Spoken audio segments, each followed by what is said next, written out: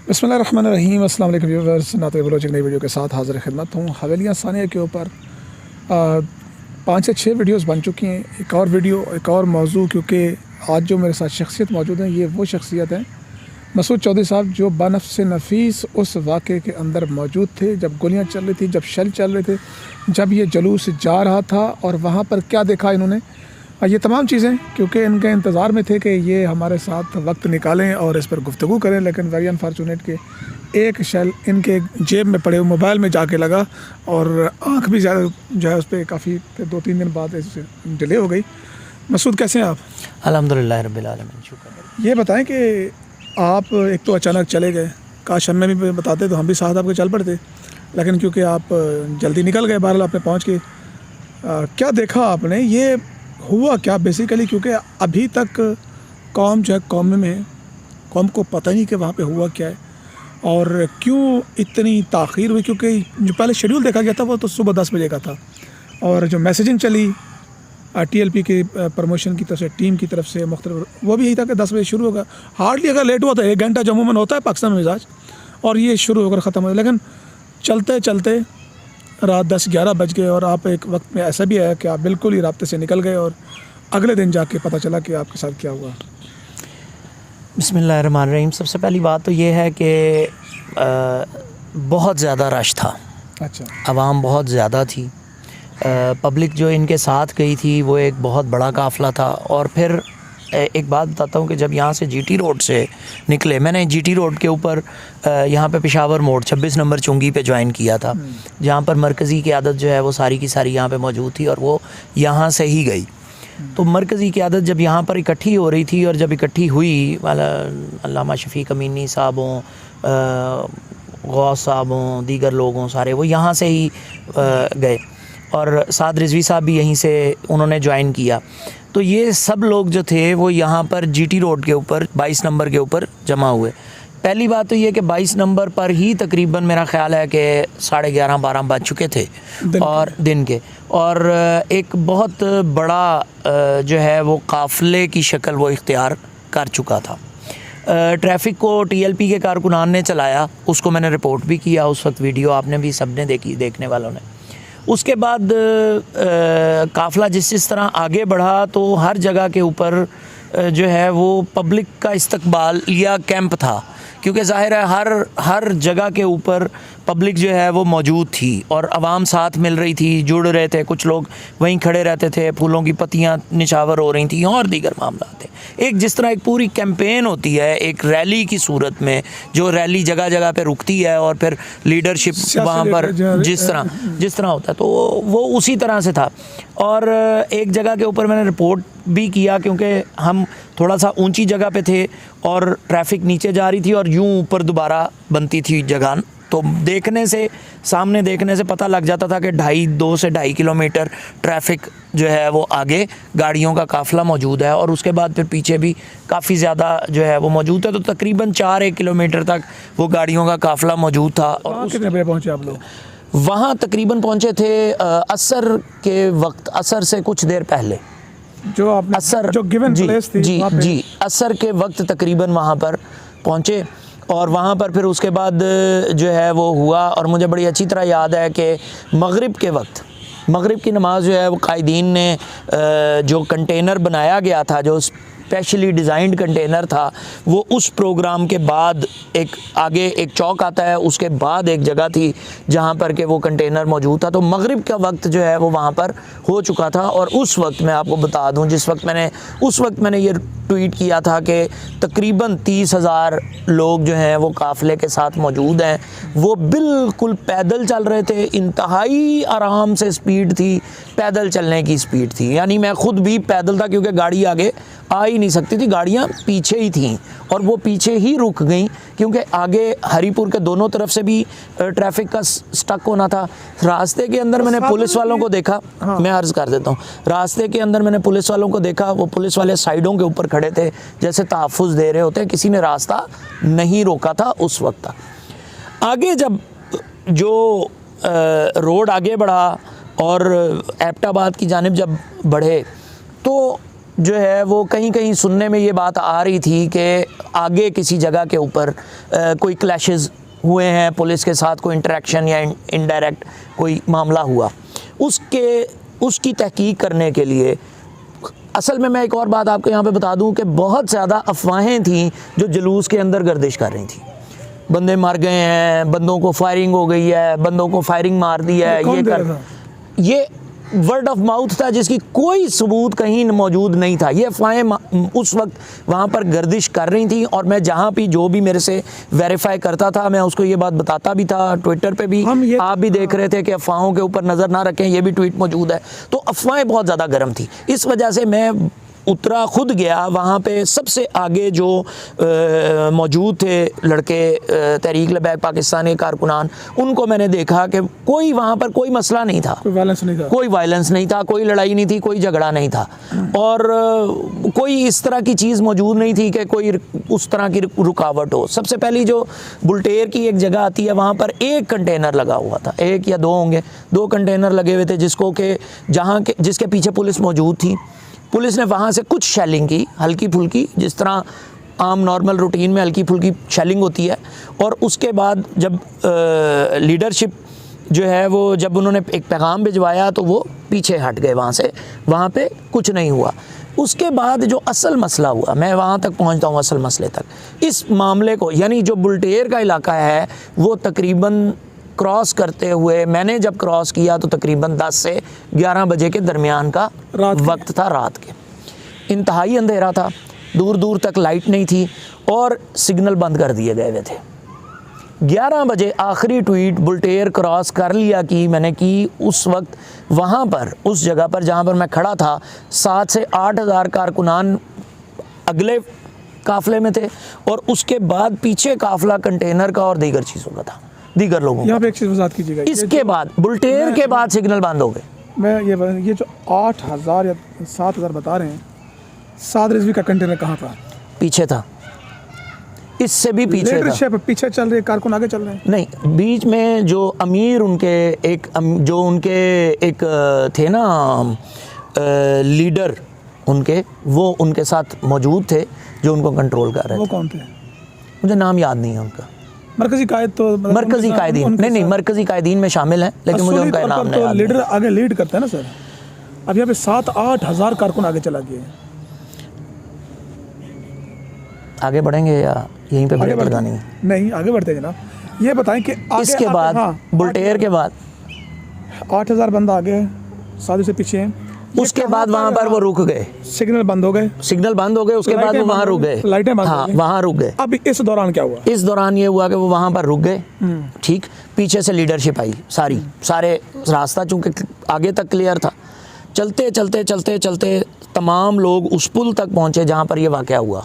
एबटाबाद का हवेलियाँ का पुल है, हवेलियाँ का ब्रिज, उसका नाम मुझे नहीं पता, लेकिन हवेलियाँ एंटर होने से पहले एक पुल आता है और वो बड़ा मेन पुल है।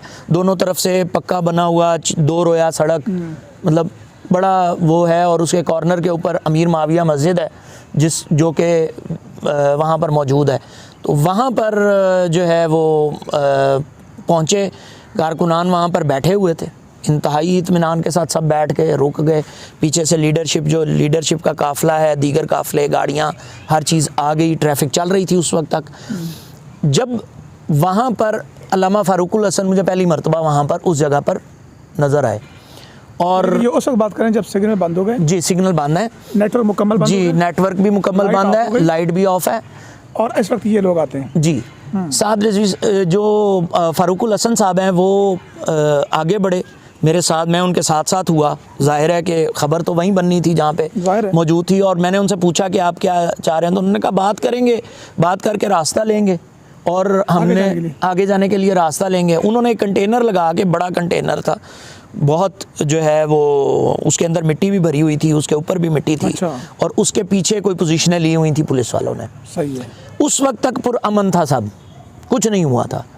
अचानक इसमें कुछ स्पीकर पे कोई ऐलान आया तो उनकी तरफ से कि ये यहाँ पे क्रॉस नहीं, कुछ कोई ऐसा ऐलान मैंने नहीं सुना। नहीं, मैं बिल्कुल पहली जगह पे मौजूद था, जहाँ पर सबसे पहले 4-5 लाइनों के अंदर लोग मौजूद होंगे जो बैठे हुए। बेसिकली हम सिचुएशन समझना चाह रहे हैं। वो वहाँ पर बैठ गए, बिल्कुल बैठ गए, जिस तरह आम नॉर्मल रूटीन में कि जो कोई फैसला होगा उसके बाद आगे बढ़ेंगे या क्या करना है या क्या नहीं करना, सब बैठे हुए थे। ठीक हो गया। वहाँ पर अल्लामा फारूकुल हसन जैसे ही आगे होने लगे, एक लाइट जो है ना वो हवा के अंदर चलती थी कहीं से, किसी साइड से। वो रेजर लाइट थी? नहीं, टॉर्च लाइट मारी जाती थी। और वो आखिर वक्त तक, उसके बाद से मैं देखता रहा कि वो दूसरी साइड से, पुलिस की साइड से टॉर्च लाइट आई। और मैं भी था साथ में, अल्लामा फारूकुल हसन थे, उनके बाकी के कुछ लोग थे। तो हम लोग जैसे ही आगे बढ़ने लगे तो शेल आया। अच्छा, पहला शेल आया। और वो ये रात का कितने वक्त? जी, ये तकरीबन रात के तकरीबन कोई 11 से 12 बजे के दरमियान, 12 के दरमियान, यानी 11, सवा 11, साढ़े 11 का वक्त होगा। ठीक है। पहला शेल आया और वो पहला शेल आता हुआ मैंने देखा और मैंने अल्लामा फारूकुल हसन को कहा कि ये तो शेल आ गया है। तो मुज़ाकरात, बात तो उन्होंने क्या करनी है अभी, बात तो उन्होंने कहा फिर भी देखते हैं।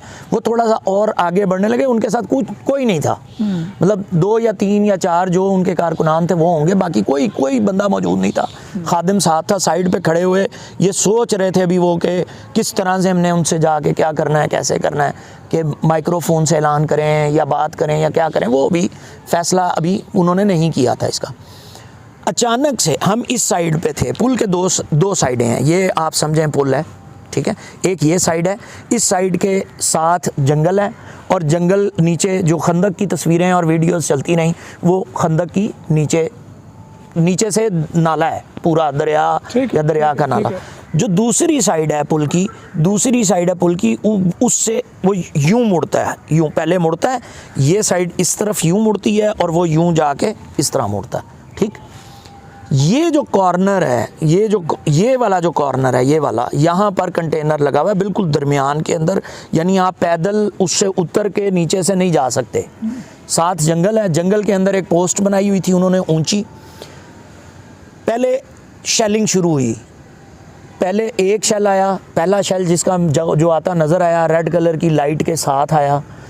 3 शेल उसके बाद आए, उसके बाद 6-7 शेल इकट्ठे चले, जिससे मुझे अंदाज़ा हुआ कि ये बख्तरबंद गाड़ी से चलाए गए शेल हैं जो एकदम अचानक से इकट्ठे चलते हैं। हाँ, वो मल्टीपल एकदम। और उसके फ़ौरन बाद स्ट्रेट फायर आए। अच्छा, बिला इश्तियाल, बगैर किसी ऐलान के, बगैर किसी बात के, कोई वार्निंग दिए बगैर, कोई बात किए बगैर डायरेक्ट सीधे फायर आए। उनमें से कुछ फायर जो है वो जो साइड की रेलिंग थी उसके ऊपर लगे, कुछ यूं गुजरे। यहाँ पर यह कहा कीजिए कि जब ये स्टार्ट हुआ काम, आपसे साद रिजवी साहब वाला कंटेनर कितना दूर था?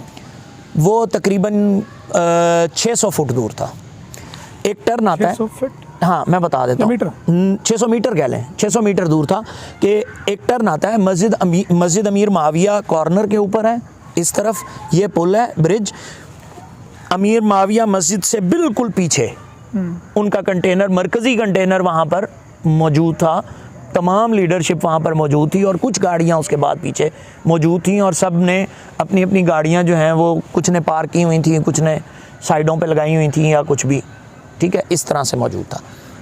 जी, अगला सवाल। आप यहाँ से वापसी जाने का फैसला जो है, यहाँ से ये हुआ, गोलियां जो आप बता रहे हैं चलने के बाद डिसाइड हुआ क्या वापस जाना? नहीं, अभी नहीं डिसाइड हुआ। अभी कुछ भी डिसाइड नहीं हुआ था कि हमने करना क्या है, कुछ नहीं डिसाइड हुआ। अभी तो यही नहीं समझ आ रही थी कि गोली उधर से आ रही है या कहीं और से आ रही है, मतलब अंधी गोली थी उस वक्त तक। लेकिन कुछ देर बाद पुलिस के जो लोग हैं वो बड़े सामने आके खुल के फायरिंग शुरू कर दी उन्होंने। अच्छा। यानी कंटेनर के ऊपर चढ़ के फायरिंग शुरू हो गई और शेलिंग शुरू हो गई। जब वो शेलिंग हुई तो उसके बाद फिर टीएल जब वो मार रहे थे पीछे से ट्रैफिक बंद हो गई। नहीं, ये कोई मुखालफत में इंडियन फोर्स थी कि जिसके ऊपर चढ़ के आप स्ट्रेट फायर कर रहे हैं? ये तो अब वही जवाब दे सकते हैं। जिस वजह से मैं इतना दुखी हूँ, जिस वजह से अजान हो रही है, अल्लाह पाक मुझे माफ़ करे, कि बिल्कुल सामने और यकीन कीजिए टीएलपी के लोगों ने मेरे हाथ पकड़ के कहा कि चौधरी साहब आप जर्नलिस्ट हैं, आप सहाफ़ी हैं, आप अपनी आंखों से ये मंज़र देख रहे हैं, हमने इन्हें कुछ नहीं कहा और ये सीधे फायर मार रहे हैं, अब हमें इजाज़त है कि हम इनके साथ जो करें। ठीक, पहला लड़का जो शहादत हुई और 9 लोग ज़ख्मी हुए वो उस फायरिंग के नतीजे में हुए।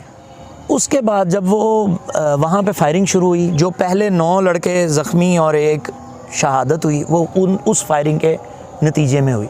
उसके बाद फिर TLP एक जो कारकुनान थे उन्होंने रास्ता सीधा करने के लिए कंटेनर का रुख किया, कुछ लोग बहादुरी से नीचे उतरे और वो दूसरी तरफ से गए।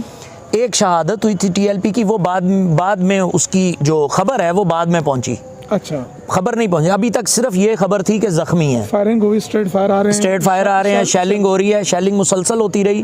जो वीडियोस आप तक पहुंची वो शेलिंग की थी और फायरिंग की थी और वो अभी हो रही थी। अभी तक खबर नहीं आई थी कि किसी की शहादत हुई है। यहाँ पर यह हुआ कि जो लड़के थे वो नौजवान, जो तहरीक लबैक पाकिस्तान के कारकुनान, जो दलेर, जो उतरे नीचे, खंदक पार की, पैदल दूसरी तरफ गए और उन्होंने वहाँ से पुलिस को के साथ जो है जो भी उनका हुआ, वो हिस्सा मैंने नहीं देखा क्योंकि मेरे उसमें नहीं था। उतर के वो दूसरी तरफ गए, दूसरी तरफ से उन्होंने उसको, पुलिस ने पीछे हट गई, वहाँ से पुलिस हट गई और पुलिस के कुछ ज़ख्मी भी बाद में पता चला कि बाद में कि वो ज़ख्मी वगैरह हुए, वो पीछे हट गए। वहाँ वो जो कंटेनर था उसको हटाने के लिए जो है वो कोशिशें जारी हुई और फिर वो कंटेनर हटा दिया गया वहाँ से। जब कंटेनर हट गया, ये TLP की तरफ से कोशिश की गई, TLP की तरफ से कंटेनर को हटाया गया कारकुनान की जानिब से। जब वो कंटेनर हट गया तो उसके बाद, कंटेनर हटने के बाद वहाँ पर मरकज़ी कंटेनर पहुँचा। वहाँ पर उस जगह पर ये हवेलियाँ यहाँ से यूं शुरू होता है, अगर आप मैप देखें। उस कंटेनर में कौन सवार था?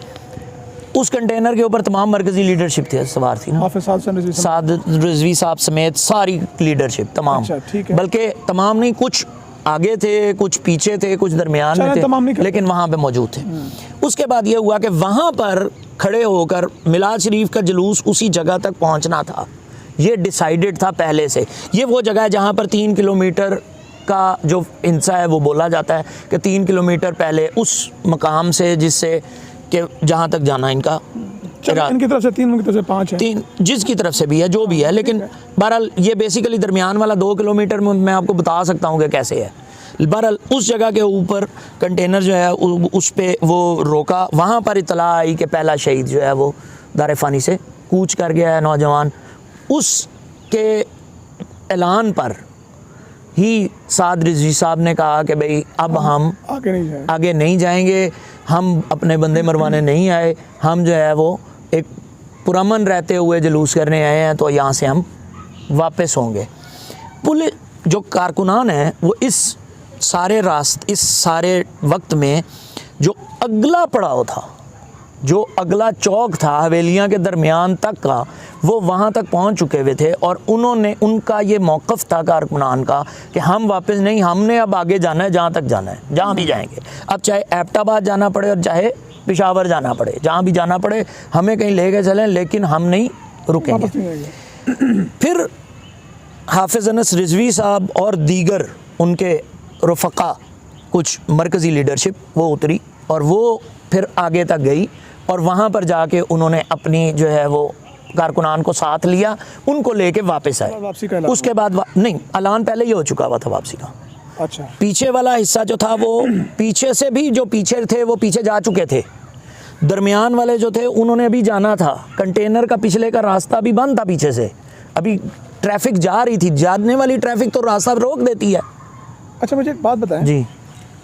एक वीडियो मैंने 4 दिन पहले उस वाक़े से पहले की, आपने भी भेजी, मैंने भी भेजी, कोशिश की कि वहाँ की जो इस नब्ज़ है बताई जा सके। आप कैसे कम्युनिकेशन गैप? अभी मैं 1 मिनट बाद बता देता हूँ, ये आखिरी बात बता दूँ। जब इन्होंने ऐलान कर दिया और ऐलान करने के बाद जब निकले वापसी के लिए, तो जो कारकुनान, जितनी देर में कारकुनान पहुँचे स्टेज वाले कंटेनर तक, उससे पहले पुलिस जो है वो अपनी बख्तरबंद गाड़ियां लेके वहाँ पे पहुँच चुकी हुई थी और सीधी फायरिंग जारी थी। किसी लीडरशिप के भी नज़दीक से उस कंटेनर के ऊपर बाकायदा, क्योंकि कंटेनर की बैक साइड के ऊपर बैठे हुए थे तो जब उसका मुंह दूसरी तरफ हो गया तो वो वनरेबल हो गए, तो वो फायर जो है वो सीधे आ रहे थे। उस शेलिंग के दरमियान में तहरीक लबैक की सारी जो लीडरशिप है वो शेलिंग के दरमियान में फंसी रही, वहीं पर मौजूद रही। कारकुनान जो हैं वो भी वहीं पर मौजूद रहे। उन्होंने जो है वो आहिस्ता आहिस्ता जैसे जैसे पीछे का रास्ता क्लियर हुआ उस तरह से पीछे को मूव किया। और फिर उसके बाद कुछ देर बाद वहाँ पर तकरीबन कोई 1:45 बजे के नज़दीक वहाँ पर जो है वो रुके। वहाँ पर ये डिसाइड करने का इरादा था कि हमें वहाँ पर दो मौक़िफ़ मौजूद थे दोनों तरफ से, कि एक ही मौक़िफ़ ये था, मतलब लीडरशिप के दरमियान में या इर्द गिर्द जो लोग मौजूद थे उनमें ये बात मौजूद थी। एक ये था कि हम यहाँ पर ही धरना दे दें, दूसरा ये था कि यहाँ से वापस चलें और फिर जो है वो बाद में अपने लाहे अमल का ऐलान करें और उसका करें। तो दूसरा जो है वो मौक़िफ़ वो सबके सामने वो फिर जो है वो गालिब रहा और वहाँ से फिर निकले। तकरीबन कुछ 4 बजे के नज़दीक वहाँ से जो है वो सुबह 4 बजे, जी सुबह 4 बजे। और जहाँ पर आकर बाद में रुके थे जिस जगह के ऊपर, वहाँ पर भी इर्द गिर्द से पुलिस ने शेलिंग की और फायरिंग भी की। जहाँ पर जो चौथा शहीद है वो वहाँ पर उस फायरिंग के नतीजे में शहीद हुआ। दोस्त है, बहुत शुक्रिया। अगर आखिर में ये बता सकें, क्या आपको लगता है कोई कम्युनिकेशन गैप था इनके दरमियान कि वहाँ पे इतनी हसासियत को दर्क नहीं कर सके?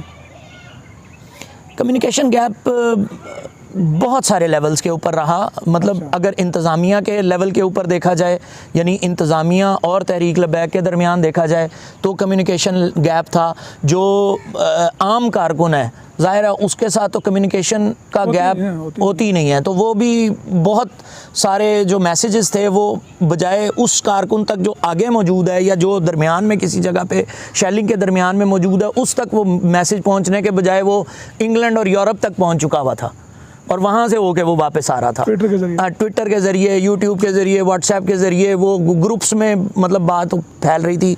यहाँ तक कि मैं ख़ुद भी जब मैंने आपसे बात की फ़ोन के ऊपर तो उस वक्त भी जो है वो सिग्नल नहीं आ रहे थे, शेलिंग चल रही थी और आप मुझे कुछ ऐसा बता रहे थे जो मैंने आपको कहा कि मैं बाद में सुन लूँगा, मेरी बात सुन लें। तो मतलब जो समझा पाया, जो बता पाया कि वापसी के जुलूस के ऊपर फायरिंग हुई और वापसी के जुलूस के ऊपर जो है वो सब कुछ हुआ। तो ये इस तरह है। दोस्त है, बहुत शुक्रिया अपना मसूद चौधरी साहब, आपने अपना कीमती वक्त निकाला और सारी सिचुएशन को क्लियर किया। और यकीनन इस बात की इन्वेस्टिगेशन होनी चाहिए, इसकी तहकीक होनी चाहिए। और ये मैं पिछली वीडियो में भी कह चुका हूँ कि गोलियाँ चलाने का आर्डर किसने दिया, इसके ऊपर बाकायदा एक आज़ाद खुद मुख्तार जुडिशल कमीशन बनना चाहिए जो इस सारे मामले की तहकीक करे और ज़िम्मेदारों को जो कटहरे में लाए। इसके साथ ही मुझे और मसूद चौधरी को इजाज़त दीजिए। अल्लाह हाफ़िज़ नासिर।